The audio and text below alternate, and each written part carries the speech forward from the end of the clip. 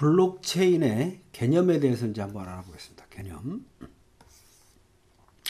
일단 이제 블록체인이 뭐냐 이거에 대해서 위키피디아에서는 관리 대상 데이터를 블록이라고 하는 소규모 데이터들이 P2P 방식을 기반으로 펄슨 투 펄슨이잖아요. 그냥 막 사람들 이게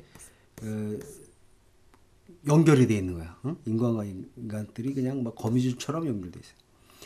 P2P 방식을 기반으로 생성된 체인 형태의 연결고리 기반 분산 데이터 저장 환경에 저장되어 이러다 보니까 누구도 임의로 수정될 수 없어요. 이걸 가지고 있는 이 모든 걸 다 고치기 전에 안 돼. 그 다음에 누구나 변경의 결과를 열람할 수 있어요. 변경되면. 이런 분산 컴퓨팅 기술 기반의 데이터 위변조 방지 기술이다. 그렇죠?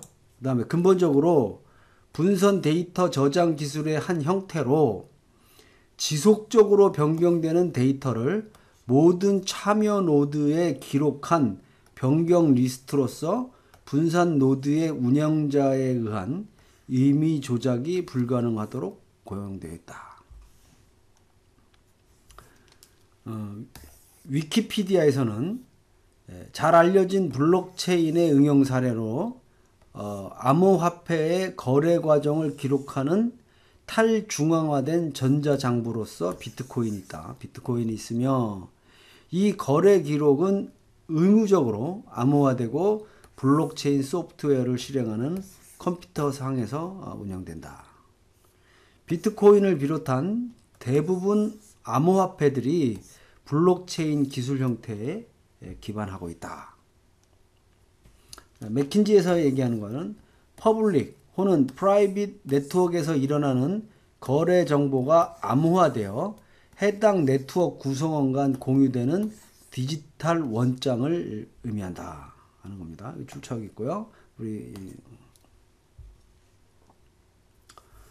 자, 블록체인의 거래 구조는 뭐냐? 블록체인에 기반한 거래 정보는 임의로 변경이 불가능하다. 이게 아주 가장 큰 장점. 거래의 신뢰성이 높고 정보 추적이 용이하다.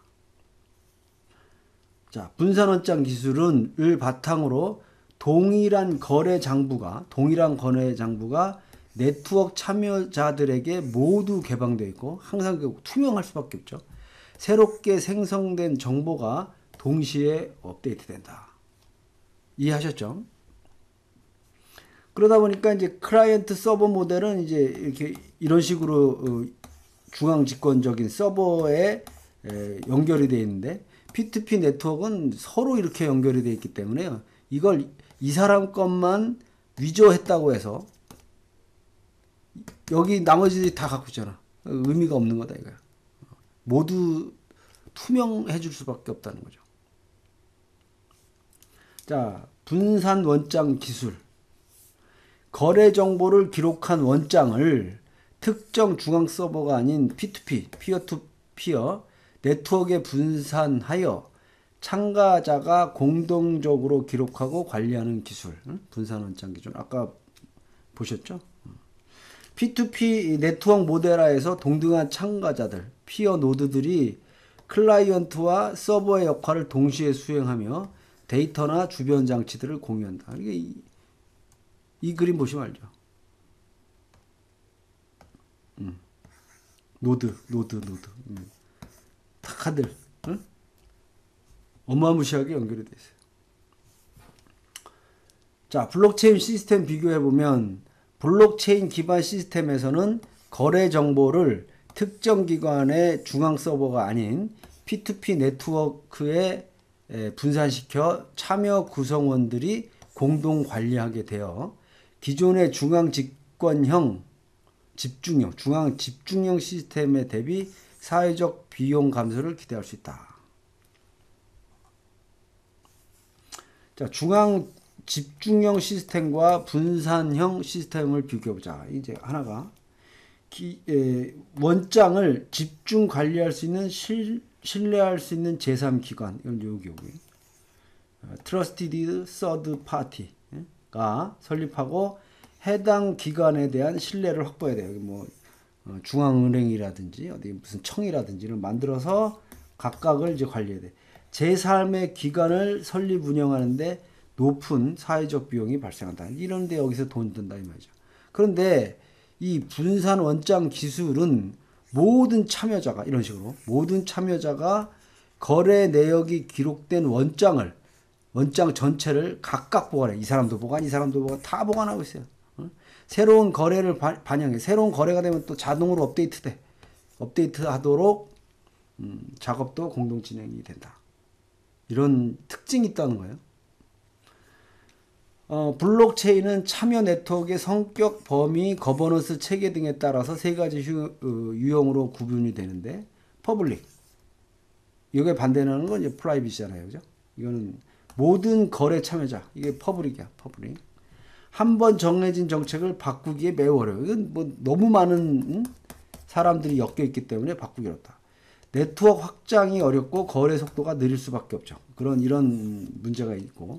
자, 프라이빗 같은 경우에는 한 중앙기관이 모든 권한을 보유하고 중앙기관의 의사결정에 따라 용이하게 법칙을 바꿀 수 있고 네트워크 확장이 매우 쉽고 거래 속도가 빠른 이런 장점도 있고 컨소시엄은 컨소시엄에 소속된 참여자들이 이제 들어오는 거고요. 컨소시엄 참여자들의 합의에 따라 상대적으로 용이하게 법칙을 바꿀 수 있고 네트워크 확장이 쉽고 거래 속도가 빠른 장단점이다. 장점, 단점 있는 거예요. 퍼블릭 블록체인은 누구나 접근 가능하고요. 이거는 이제 익명성이야. 검증 알고리즘에 따라 거래 증명자가 결정이 되고 거래 증명자가 누구인지 사전에 알 수 없다. 예를 들면 비트코인이라든지 이더리움 등이 이제 이런 퍼블릭 블록체인이고요.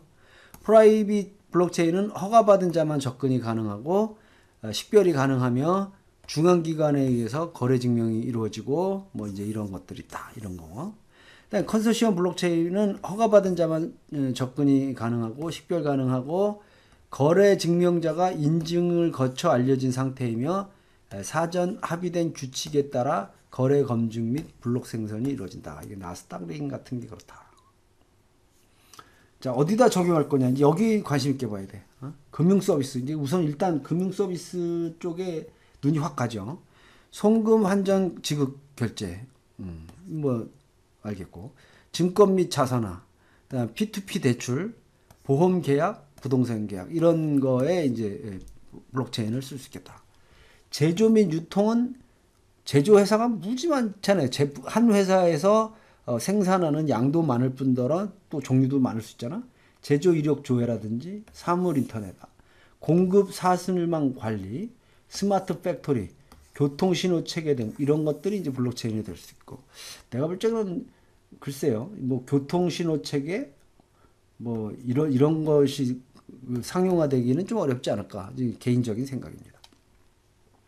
사회 문화로 보면 예술 작품 거래, 음원, 컨텐츠 거래, 공연 예약 관리, 공유 경제 예약 관리 이제 이런 거에 블록체인 될 거다. 이제 음원이라든지 왜 이런 거 항상 못 믿는 경우가 많죠. 도대체 이 사람이 100개 팔았다는데 진짜 100개 팔은 건지 1000개 팔고 100개 팔았다 그러는 건지 잘 알기 힘들잖아. 공공 서비스, 등기 관리 및 토지 거래 이런 거 굉장히 중요하죠. 주민등록 관리, 의료기록 관리, 선거 관리 하다 보니 이쪽 공공 서비스 분야에서 우리 국가 정부기관, 정부기관에서 돈을 들여서 이런 걸 하려는 시도들이 많이 있다. 블록체인은 전 세계 국가들이 도입하려고 하는 사물 인터넷과 결합하여 보다 강력한 사물 인터넷 네트워크를 적용할 수 있을 것이다. 그래서 제조 및 유통 분야에서 블록체인 기술과 IoT의 진화 이게 같이 물리면 폐쇄적이고 집중화된 사물 인터넷 네트워크 이제 이런 지금까지 이랬잖아요, 그죠? 근데 이제 클라우드로 가면서 개방형 집중화된 클라우드 사물 인터넷 네트워크가 됐었다면 이제는 이게 미래 2025년 이후에는 서로 P2P로 연결이 돼서 개방형 분산화된 클라우드 사물 인터넷 네트워크가 될 거다. 이렇게 되면 데이터의 양도 많아지고 블록체인이 굉장히 많이 쓰일 기술이다 하는 겁니다. 블록체인은 네트워크를 적용할 수 있다는 거죠. 그죠? 세계 각국은 제조업의 경쟁력 강화를 위해서 사물 인터넷 도입 전략을 앞다투어 추진 중이다. 사물 인터넷. 제3자의 신뢰에 근거한 기존의 중앙 집중 시스템은 수십억 개의 디바이스가 쏟아내는 엄청난 데이터를 처리하기 어려워요. 그쵸? 어렵지. 하나로 이걸 다 집중을 하려니. 향후 도래할 사물 인터넷 환경에 제대로 대처하기 위해서는 분산형 데이터 구조 하에서도 신뢰할 수 있는 시스템 구축이 필요하며 블록체인 기술이 문제를 해결할 수 있을 것으로 전망하고 있다. 공공 서비스 분야. 세계 각국의 공공 서비스 분야를 블록체인 활용 형화를 보면, 자, 예술 산업에서는 예술 작품의 출처 관리. 이게 왜 그러냐면 이제 위조된, 그러니까 위작이라고 그러잖아요. 위작품들도 많고 하다 보니까 작품의 소유권 이전이 발생하는 거래에 있어서 블록체인 기술을 활용하여 정보의 정확성과 투명성을 제공한다. 예술 산업. 음원 및 콘텐츠. 블록체인 플랫폼을 통한 음원을 포함한 콘텐츠 산업의 유통, 수익 구조 변화 및 저작권 침해 방지에 활용이 가능하다.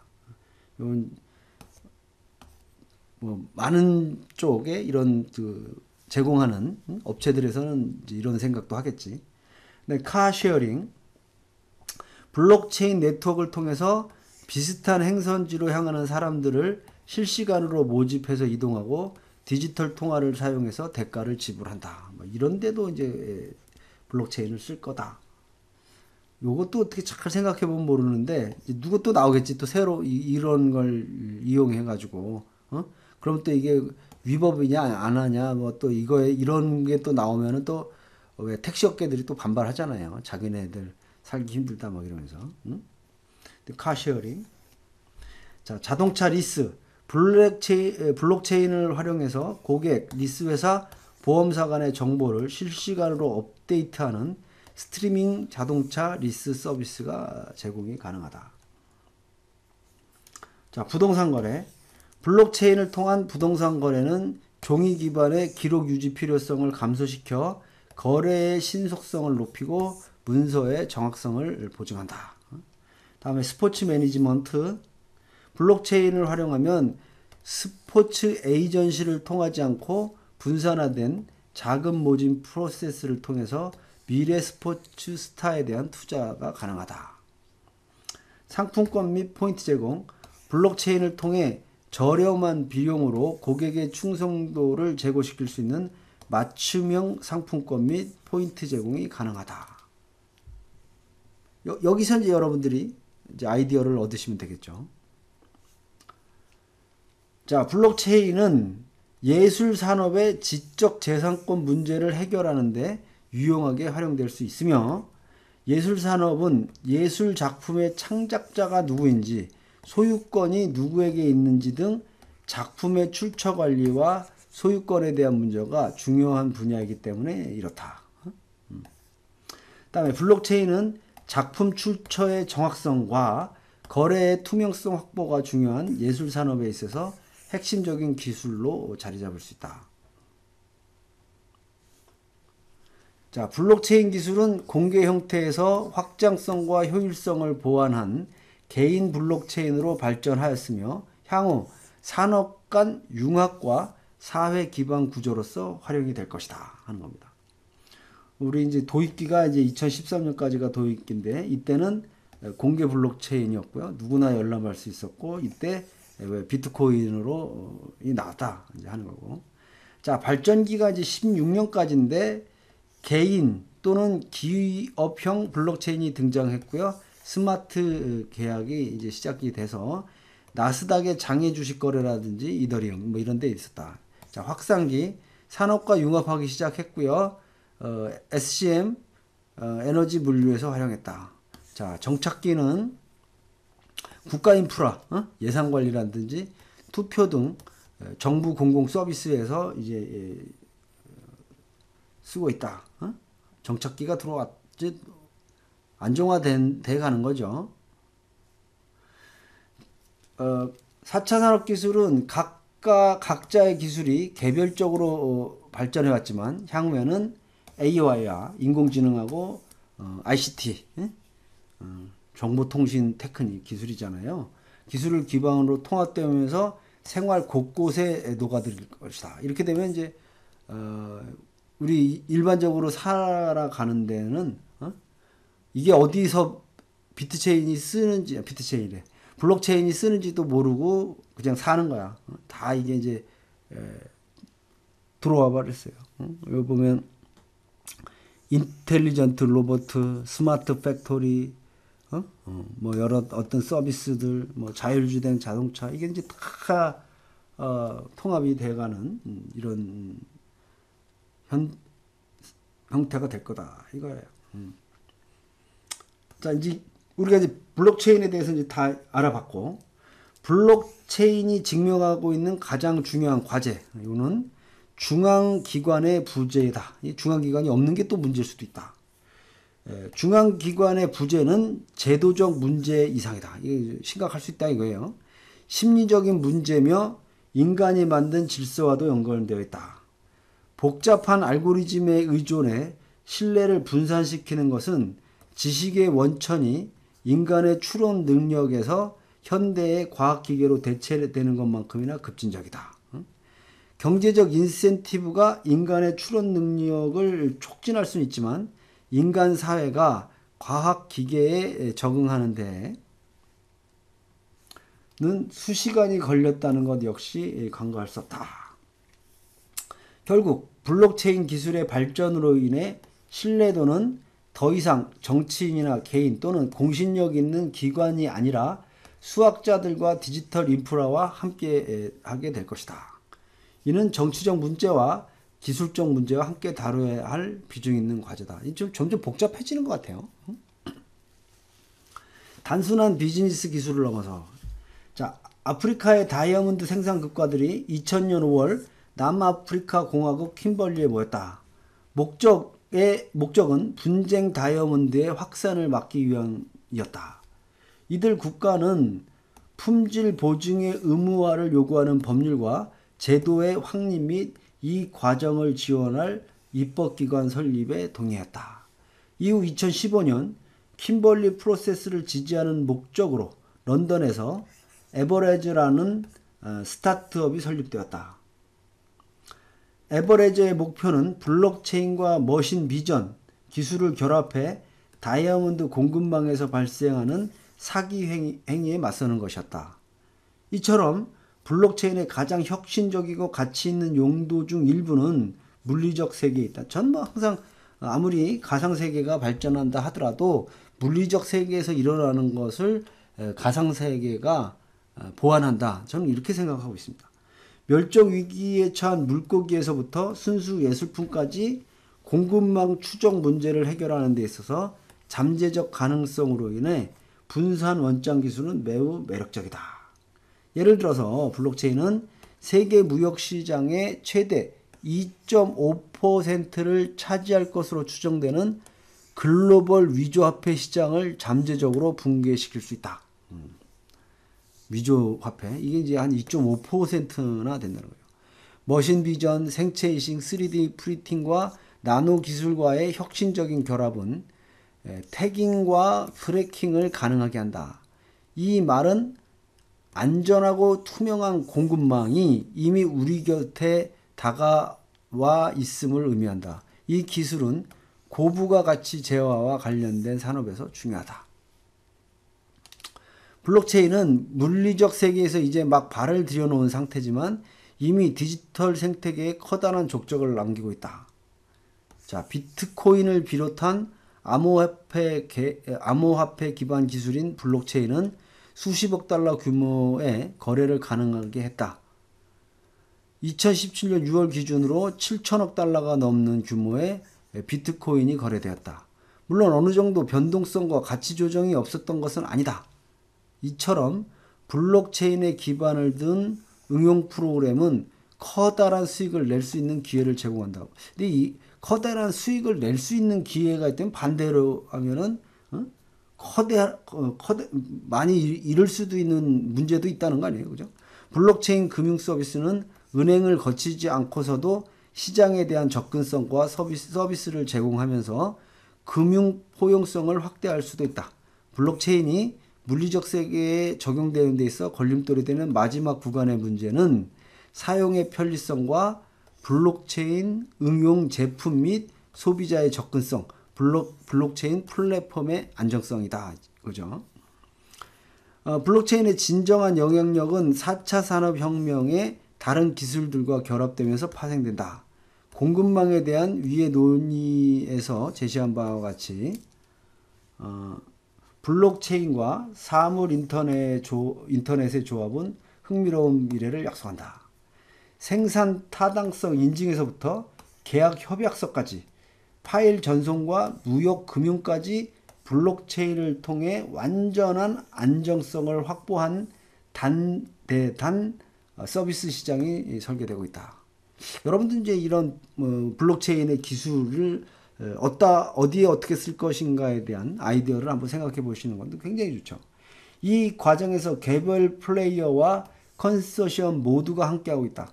이런 서비스의 등장과 함께 카메라, 프린터, 센서, 리더기와 같은 실제 검증 부품들의 가격이 지속적으로 하락하면서 우리는 머지않아 새로운 시장이 생겨나는 것을 볼 수 있을 것이다. 암호화폐, 자금, 거래와 자산 관리는 여전히 분산 원장 생태계의 상당한 부분을 차지한다. 하지만 디지털 아이디 관리, 정부와 법률 기술, 에너지, 물류, 홍보 목적으로 쓰여 대중의 관심을 끄는 토큰 등에서도 상당한 활동이 일어나고 있다. 대부분 사업에서 블록체인의 영향력은 긍정적이다. 블록체인 기술은 새로운 시장에 대한 접근성을 높여주고 안정적이며 프로그래밍이 가능한 거래를 보장해주는 동시에 일상적인 관리 감독과 감사 업무의 부담을 조금이나마 덜어준다. 사회에 끼치는 영향력은 이보다 복잡하다. 블록체인 기반의 금융 서비스와 데이터를 제공하는 미국 블록체인사의 CEO 피터 스미스는 협업의 방식으로 블록체인은 보다 안전하게 가치를 창출하고 전달하면서 사람들에게 혜택을 가져다 준다. 하지만 블록체인이 다양한 산업에 적용된다면 오늘날 거래를 중개하는 기관이나 사람들이 필요 없어지면서 수백만 개의 일자리가 사라질 수 있다. 이제 이런 거 부동산 중개사무소가 없어질 수도 있다. 이제 그런 경고잖아요. 물론 경제 전체적으로 보면 시간이 지나면서 블록체인의 순이익은 발생할 것이다. 중개인과 중개기관이 입을 손실을 충분히 상회하는 수준으로 블록체인은 소규모 거래와 가치 창출이 가능한 세계를 만들 수 있기 때문이다. 나아가 알고리즘과 로봇이 점점 더 많은 일을 하는 미래의 분산 원장 기술은 급격하게 개선된 사회 안정망의 기본이 될 수 있다. 블록체인 기술의 잠재적인 영향을 고려할 때 적절한 규제의 수준을 결정하기 위해서 여러 이해 당사자들과 대화와 협의를 겹쳐야 한다. 블록체인 기술은 아직 초기 단계인데다가 시장 역시 아직 작기 때문에 과도하거나 성급한 규제는 블록체인 산업의 잠재력을 저해할 수 있다. 그럼에도 우리는 앞으로 많은 위험과 과제가 놓여 있다. 아래에 제시된 위험과 과제는 앞으로 수년 동안 우리가 고려해야 된다. 이게 뭐냐면 블록체인 기반의 거래와 관련하여 상당한 법적 모호성이 존재한다. 이런 문제, 이거 법적 모호성. 특히 서비스 다운이나 거래 실수 같은 문제가 발생했을 때 상환 청구 메커니즘 소재가 그렇다. 이게 에러가 났을 때 큰일 났다는 얘기고. 블록체인 기반의 새로운 인프라를 구축하기 위해서는 효과적인 거버넌스 프레임워크가 요구된다. 블록체인이 금융, 실물 경제, 인도적 목적에 따라 적용되면서 다양한 기술적 문제가 주목받게 될 것이다. 규제 당국은 데이터 인프라 대신 블록체인을 도입하는 것이 현재의 위험에 어떤 영향을 끼치는지, 동시에 규제가 전체 시스템에 어떤 의도하지 않은 결과를 불러올지도 생각해야 된다. 자, 우리는 여기까지 우리 마치고 이제 다음 시간에 여기서부터 또 하도록 하겠습니다. 네, 수고하셨습니다.